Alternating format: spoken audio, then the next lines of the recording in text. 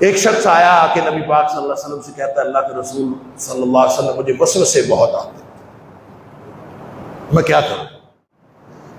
اللہ اکبر۔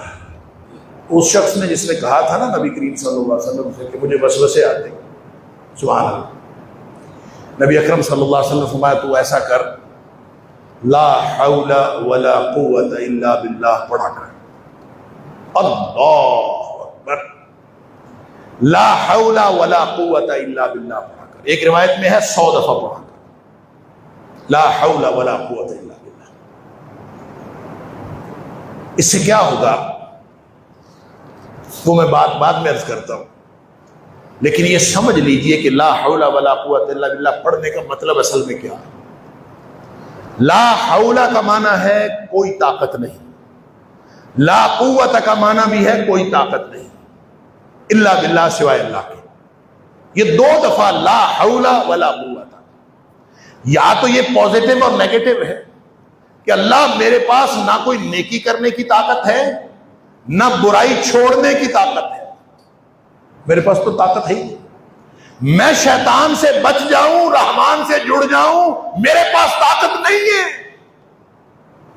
شیطان تو میرے اندر گھسا ہوا ہے، میں اس کو نکال لوں یہ میرے پاس طاقت نہیں، وہ میرے اندر گھس کے میرے اندر وسوسے ڈال رہا ہے، میرا دماغ خراب کر رہا ہے، میری دنیا اس نے اجیرن کر دی ہے، میری زندگی بے چین کر دی ہے، میں اس سے کیسے بچ سکتا ہوں؟ لا حول ولا قوت، نہ اس سے بچنے کی میرے پاس طاقت ہے نہ رحمان سے جڑنے کی میرے پاس طاقت ہے، الا باللہ، ہاں اللہ طاقت عطا فرما دے تو ہے، وگرنہ کوئی نہیں۔ یا پھر اس کا معنی یہ ہے لا حول، حول کا مطلب ہوتا ہے ما حول، نہیں ہم کہتے حول کا مطلب ارد گرد، لا حول اس سے مراد اجتماعی طاقت ہے، اور ولا قوت اس سے مراد انفرادی طاقت ہے، یعنی مراد آپ لے سکتے ہیں اجتماعی اور انفرادی طاقت۔ تو اس کا کیا مطلب ہوگا؟ اس کا مطلب یہ ہوگا لا حول ولا قوت، اللہ نہ کوئی میری انفرادی طاقت، نہ میرے پاس کوئی طاقت ہے، نہ میرے ارد گرد جتنے لوگ ہیں ان کے پاس کوئی طاقت ہے۔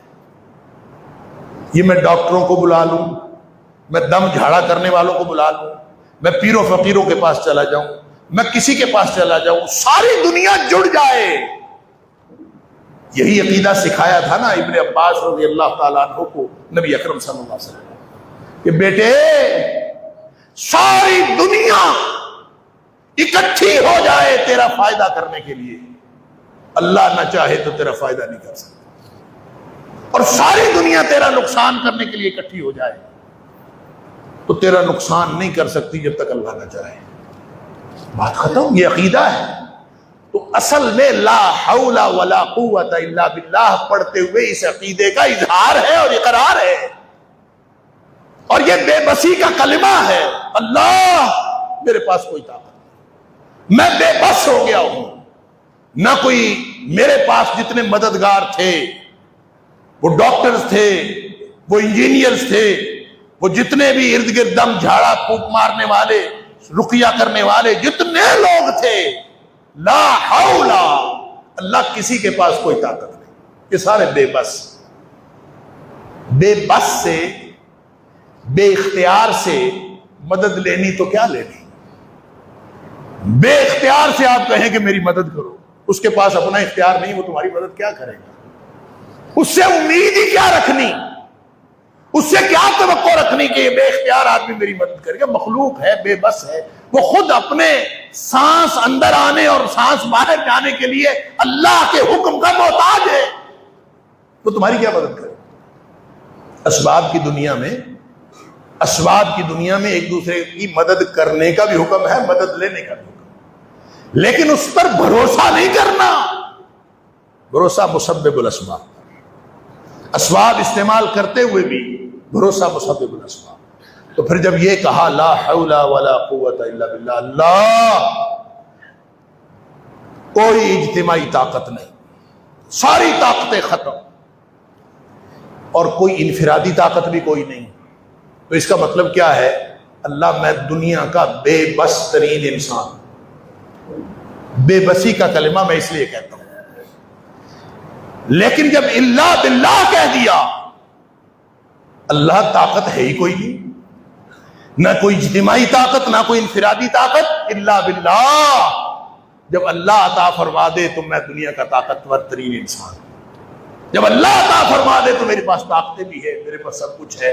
نبی کریم صلی اللہ علیہ وسلم نے فرمایا تو یہ کہہ کے تو دیکھ، لا حول ولا قوت الا باللہ، یہ بے بسی کا کلمہ اللہ کے سامنے رکھ کے تو دیکھ، اس سے کیا ہوگا؟ وہ تو وسوسے کے لیے آیا تھا نا، وسوسے کے لیے کہ اللہ کے رسول صلی اللہ علیہ وسلم مجھے وسوسے آتے ہیں، کیا مطلب مجھے نفسیاتی بیماری ہے، کیا مطلب مجھے برے خیالات آتے ہیں، کیا مطلب میرے کیمیکل ڈسٹرب ہو گئے ہیں، کیا مطلب مجھے شیزوفرینیا ہو گیا ہے، کیا مطلب میرے دماغ کے اندر کوئی خرابی پیدا ہو گئی ہے، وہ خرابی جو میرے اعمال کی وجہ سے، شیطان کی قربت کی وجہ سے پیدا ہو گئی۔ نبی پاک صلی اللہ علیہ وسلم فرمایا لا حول ولا قوت الا باللہ، کیا ہوگا؟ فرمایا تیرے وسوسے بھی دور ہو جائیں گے، اور علاوہ ازیں اس وسوسے والے مسئلے کے علاوہ فرمایا 100 دیگر مسائل بھی تیرے حل ہو جائیں گے۔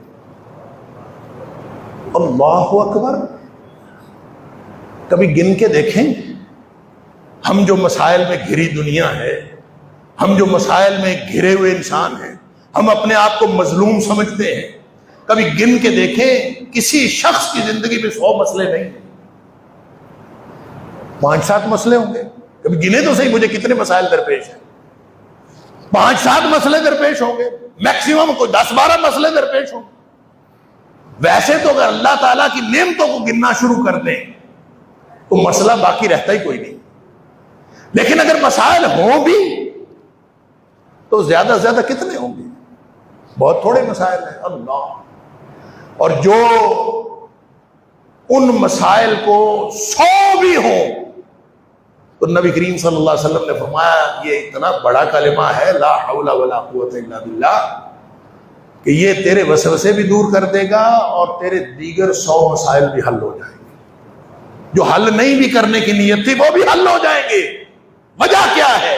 وجہ یہ ہے کہ یہ کلمہ ایسا ہے جس سے عقیدہ بھی ٹھیک ہوتا ہے، جس سے عمل بھی ٹھیک ہوتا ہے۔ ذرا اپنی بے بسی کا اظہار اللہ کے سامنے کر کے تو دیکھو۔